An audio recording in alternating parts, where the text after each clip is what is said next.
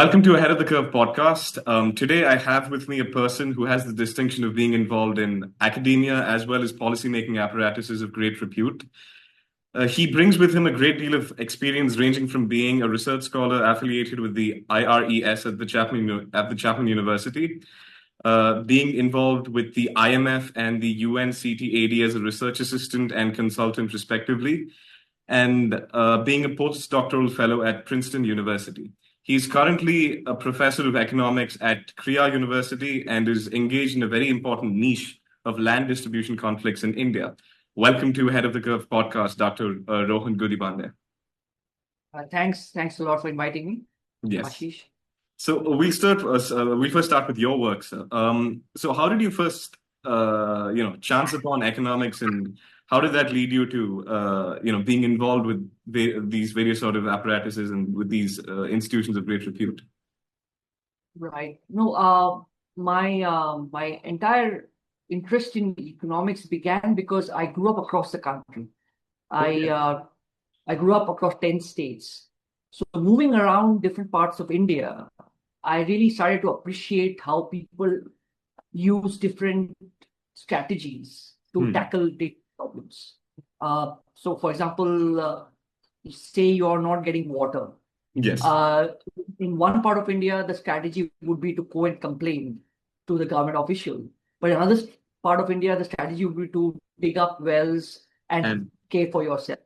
So I saw a lot of these variation, and I really it fascinated me. It fascinated me to the point that I began to realize that, the idea that we need some sort of, structured approach to solve development problem may not be the right way of thinking, but rather it is about solving a given problem through the best means that you have under constraints.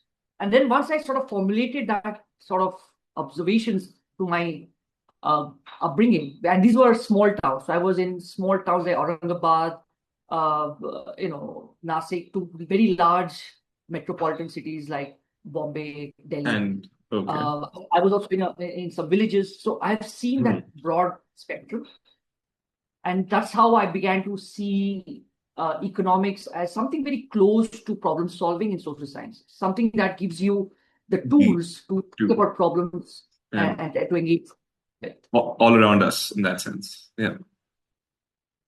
Yes. So, but how did you choose your niche, though? I mean, your niche was in developmental economics. So that is a long journey. I began to first explore different schools of thought.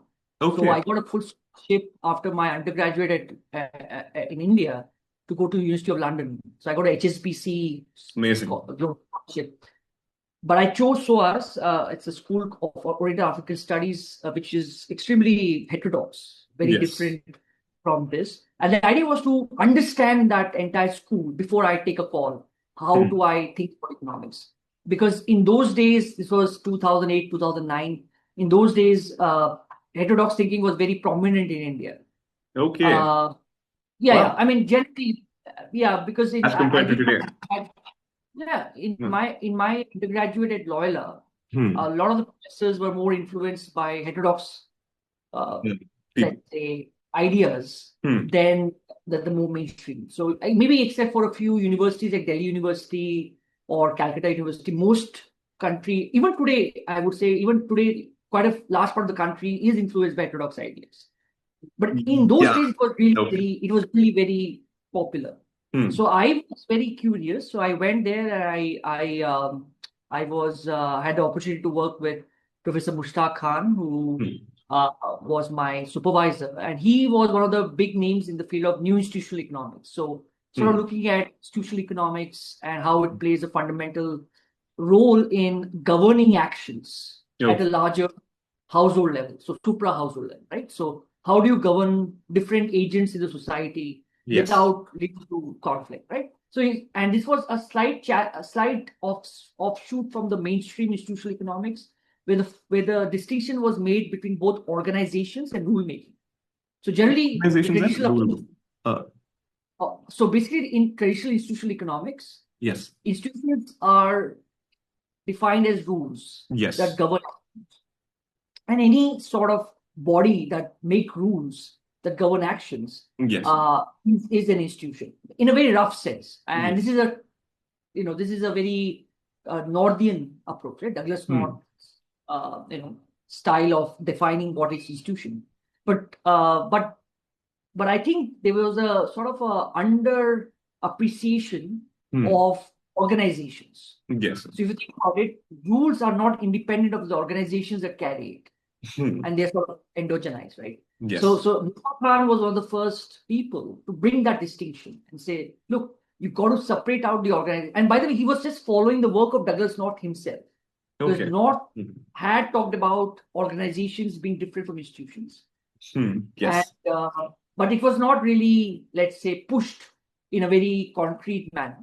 It was more focused on rule-making apparatus. So Khan brought in the organizational element, and he called it the political economy of rent seeking. So his whole theoretical framework was around how to model rent seeking as an outcome from the interaction of organizations and rule-making.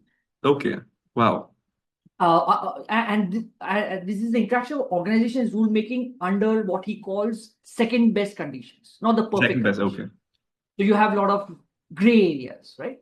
Is his work available by any chance? Yeah, you can definitely check it. I mean, he follows a lot of other new institutional economists as well. Like I'm sure you've heard of Ha-Joon Chang. Yeah, I mean he's World Bank. Yeah.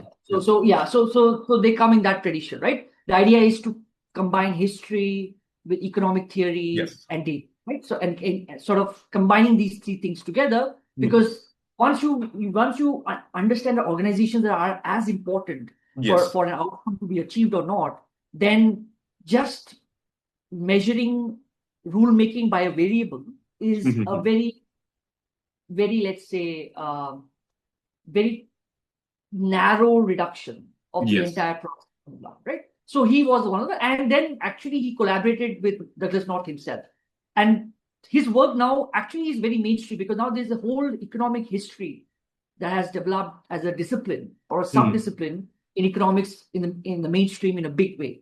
So a lot of his work gets sort of channeled into that discipline. So you have now a lot of people taking his approach and using more concrete historical data to talk about how institutions evolved in terms of economic outcomes in different parts of the world. Okay. Wow.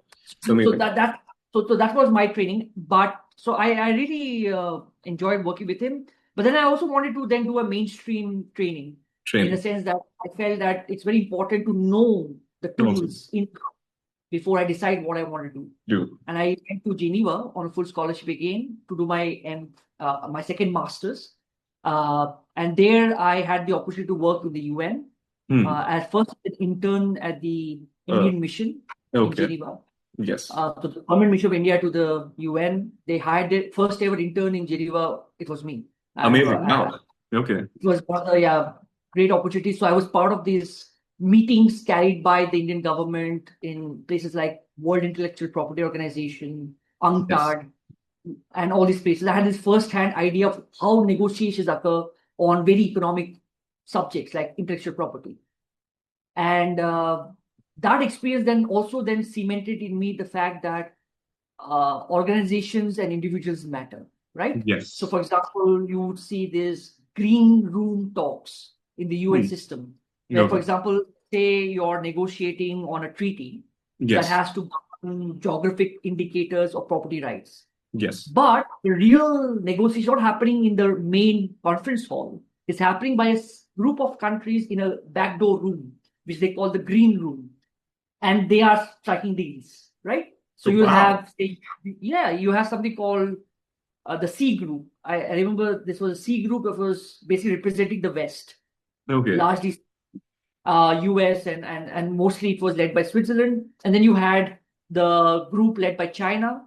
And then you had the rest of the global South led by India and Brazil.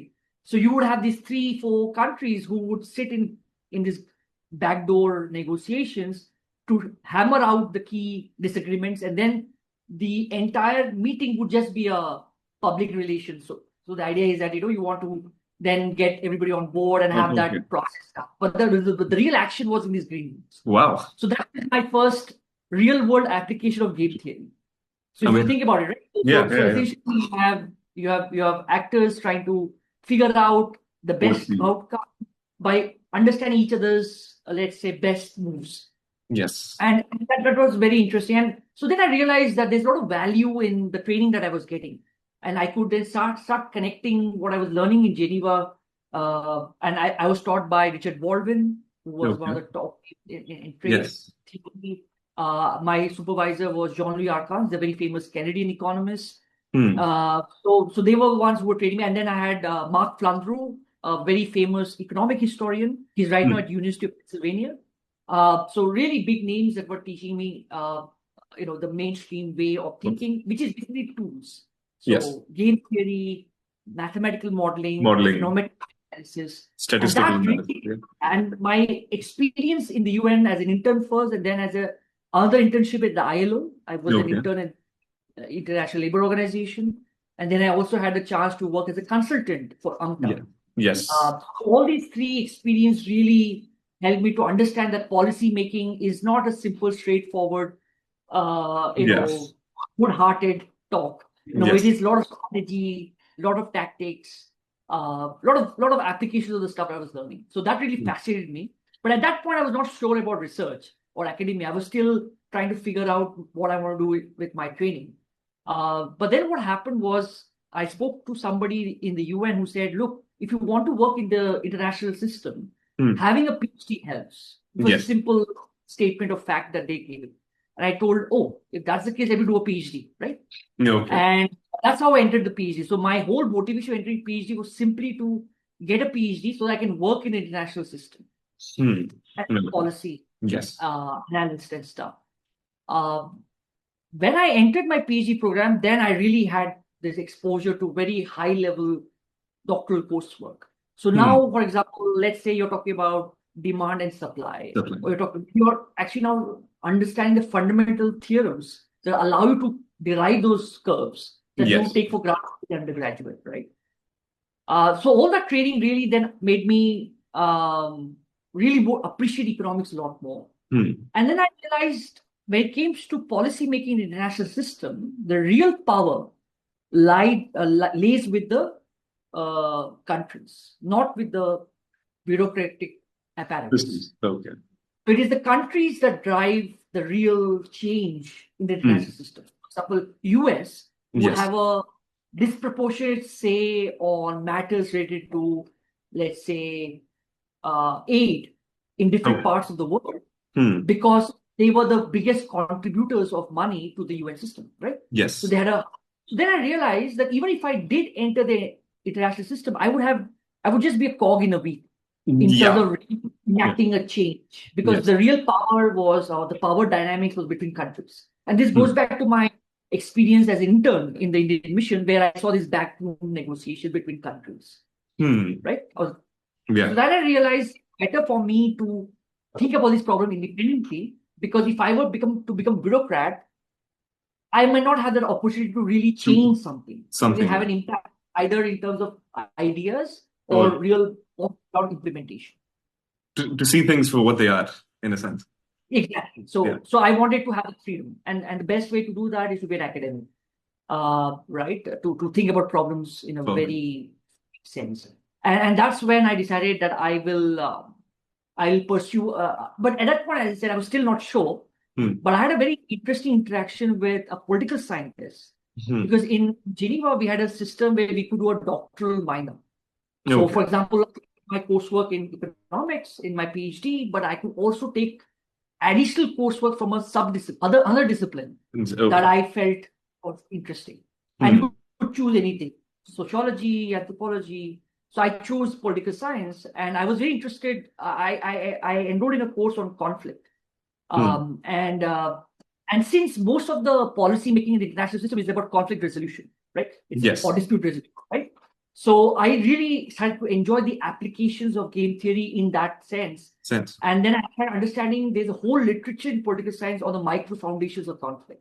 And they see conflict as a process. So it's not simply as a chalk. So economists treat conflict as some sort of a shock parameter, right? So Yes. you have and necessarily there's some war, and the war is parameterized into some variable that measures the disruption. Yes. But it is understood for the process it encapsulates. There's a political science do it the opposite. They look at it as a process, that it is its own internal logic. And Yes. that logic own internal dynamics leading to different outcomes. Yes. I mean, speaking in connection to that, if we were to sort of interpolate that logic into economics, the way it functions right now, what would the reception be like? I mean, so that's my sort of research agenda. That's your distinction. My research agenda has been to take conflict and treat it not just as a parameter, but rather that you need to either randomize because it's a shock, or you treat it as some sort of a unobserved variable that you can't measure. So rather, I try to see it as a process. So what I'm trying to say here is, let's say there are two people who are fighting out or having a disagreement, and this you see in day-to-day world, right? Yes. So would that mean that disagreement leads to the worst outcome all the time? No. So it could be just a start of a process where the two parties engage with each other acrimoniously to begin with, unless there's a compromise reached, right? So you could start with a situation where you are at loggerheads with maybe that fist fight. I'm just giving a very basic example. Yes. But then the fist fight meant that others got involved. So your neighbors got involved. And then they decided, no, if this continues, then the outcome is going to get worse for everybody. So it becomes more like a group outcome versus individual outcome. And then suddenly there's going to be a meeting set up after 3 weeks with all the parties to come up with some compromise. Indeed. So you see, the outcome that you see at the end would be a result of this entire process, where you start with something violent, or you start with something non-violent as a disagreement, maybe leads to some violence. That violence leads to some actions that were leading to its own consequence that had a out-group effect, and they got involved, and suddenly now you have a situation where everybody has to negotiate. Because that is costly, because the consequence of that conflict was costly. My point is, the end outcome could be best for everybody. So it began as a shock to what was going on because you had a disagreement, but ended up as an outcome that was agreed upon by all parties and resolved the matter and led to a precedence. That means everybody else felt, okay, if this happens to me or to others, we know what to do. We just come to a solution. I'm just giving this very abstract example to tell you conflict has its own logic, right? It has its own. So people focus on the violence part of it, or they focus on the disagreement part of it, but it's important to focus on it as a process. Everything is connected. Nice. So what I want to do is to sort of look at certain traditional problems in economics from that lens. So, for example, factor markets. So factor markets are unresolved in the sense that we don't have markets when it comes to dealing with factor prices for land or labor. Laws, we have a lot of laws and regulations governing how to pay a wage, how much to pay a wage, or governing how to acquire a land. But we don't have a market where people can just go and buy and sell, right? In, say, agricultural market, for example, land market. So that basically means that there's going to be a lot of conflict. There's going to be a lot of disputes, a lot of risk. But then most of the time, economists would see it as a shock, as something that is just occurring because there is no market. But what I'm seeing it in a different way, that this itself captures dynamics between multiple agents who have stakes. And there is a logic to their actions because they are trying to achieve some objective. Indeed. And if we can try to unpack that, we can then first ask, why is there no market? Because that unpacking will help us to figure out which variables are being pursued by the agent in this conflict process to achieve something. So that's what I'm essentially trying to do in the case of land market. So, for example, you see a land acquisition conflict. It's reported or publicized in the media, and it's treated as something bad. It's really bad, right? I mean, livelihoods are being lost. So a lot of criticism on the government. But then we also know as economists that if you do not build roads, you do not build industries, people are not going to get jobs. Or apartments for that matter, Yeah, I'm not even coming to urban market. I'm just talking about traditional land acquisition for big infrastructure, big industry. Just the basic stuff that we all have learned, as economists with economics training. What is generally the narrative is, the government is bad, the people involved is good, they're losing out on livelihoods, so the government has to do something to resolve it.